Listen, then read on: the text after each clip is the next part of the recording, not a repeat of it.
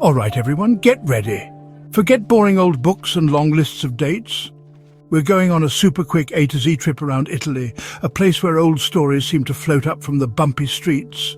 Gelato is basically a main meal, and people use their hands so much when they talk it's like they could light up a small town.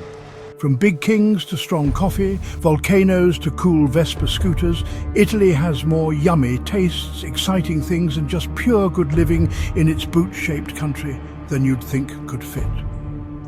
Get ready for a fun and slightly messy journey through beautiful Italy, one letter at a time. Andiamo. A is for Appian Way, the very first Roman road. Built way back in 312 BC, this queen of roads went all the way from Rome to Brindisi. Just think of soldiers marching, carts clattering, and hundreds of years of stories right under your feet. If you walk on it today, wear comfy shoes, you can feel the ghosts of the old empire. Molto antico, very cool. B is for the breathtaking Amalfi Coast, with its stunning cliffs and azure waters. C is for Bologna, a city rich in history and home to the oldest university in the world. D is for the Duomo di Milano, an architectural marvel and one of the largest cathedrals in the world. E is for espresso.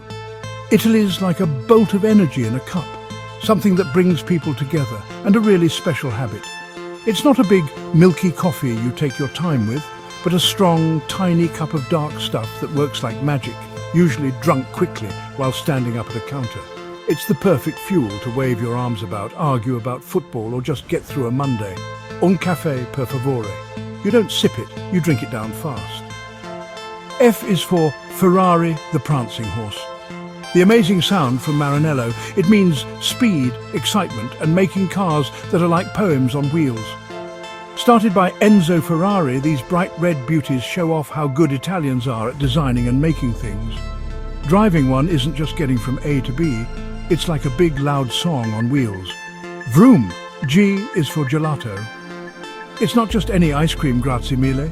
It's creamier, thicker, and packed with more real flavours. Real pistachios, fresh strawberries, dark chocolate. They make it fresh every day, and it has less fat and isn't as airy as other ice creams. Picking your flavours together is a really important skill. La dolce vita indeed. H is for Herculaneum Pompeii's neighbour that people sometimes forget, but it's sadly stylish. It got buried by Mount Vesuvius in 79 AD, but the hot ash and mud kept things like wood, furniture and even food in perfect shape. You can walk through big houses with many floors that still have their patterned tiles and feel how spooky and close a Roman town frozen in time is. Not as many people, but just as amazing. I is for Italia 90, the big football World Cup when everyone in Italy wore the blue team colours, the azzurri. Pavarotti's song Nessun Dorma was what everyone sang. A chap called Toto Schillaci became a surprise hero, and the whole country was on the edge of their seats. It ended with sad tears in the semi-finals. It's always penalties, but that exciting summer is still famous. Forza Azzurri. J is for Juliet's balcony. Shakespeare said Romeo and Juliet lived here, and the town of Verona just went with it. Is it really true from history? Assolutamente no. Is there a small balcony, built much later, in an old courtyard that's full of tourists in love? C. People rub the shiny bronze statue of Juliet for good luck, it's very shiny in one spot, and leave love notes. It's all very romantic, in a fun, silly way. K is for Kappa. Okay, K is a bit of a cheat. They don't really use that letter in Italian, but we have to mention the Carabinieri, Italy's very smart-looking police force. Their uniform, it's dark blue, fits perfectly, has bright red stripes, and a special hat that looks very important and stylish, real bella figura. Bad guys might get away, but they'll look amazing even when they don't succeed. L is for Leonardo da Vinci, the top expert in everything during the Renaissance. He painted famous pictures like the Mona Lisa and the Last Supper, invented things like helicopters and tanks way before their time, was a scientist, studied bodies, played music. Basically, he was brilliant at everything. It just shows how clever Italian people can be. A true uomo universale, a do-it-all man. M is for Margherita pizza, gets its name from Queen Margherita of Savoy.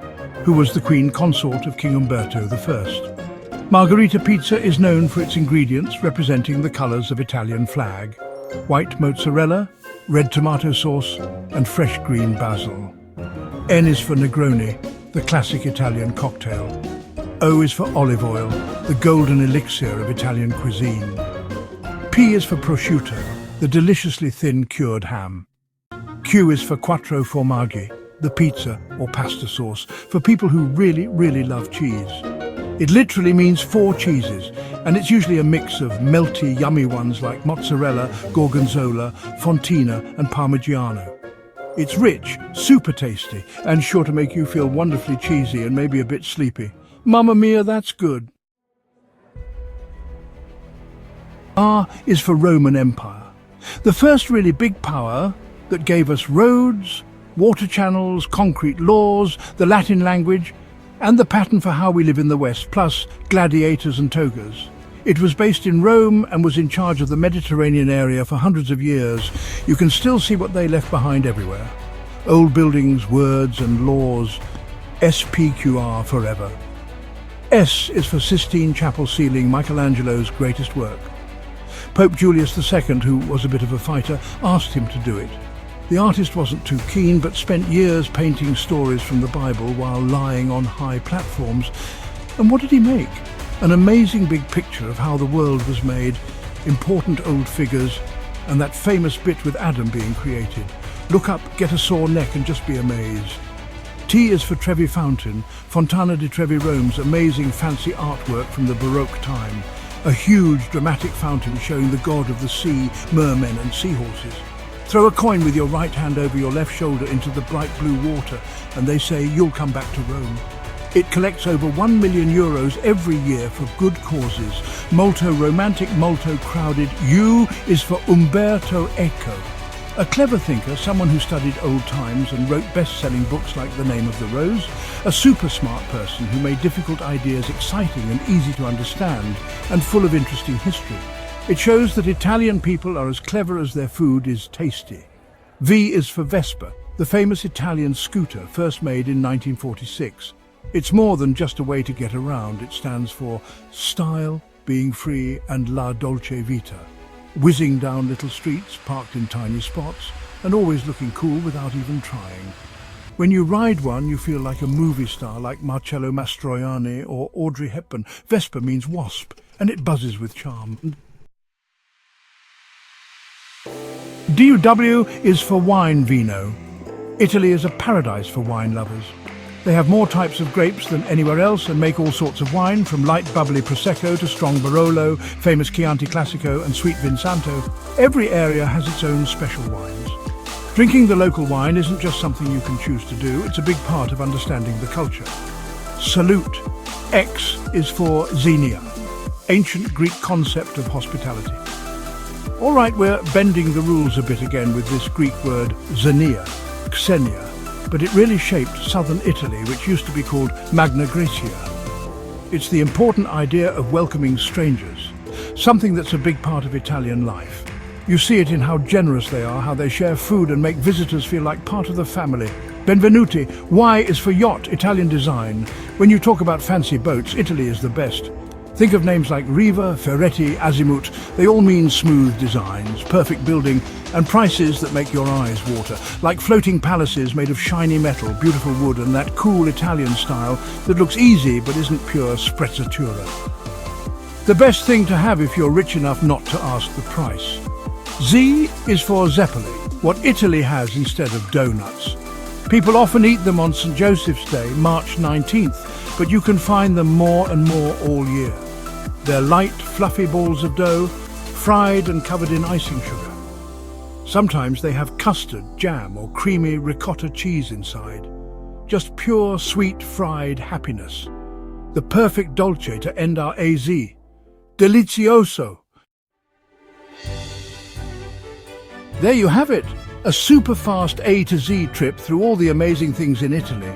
From old roads to yummy cheese dishes, amazing artists to exploding volcanoes, it's a country that's always surprising you, making you happy, and is just so much fun. in a good way. So now go on, book your ticket, try out your hand movements and go see Il Bel Paese for yourself. Ciao.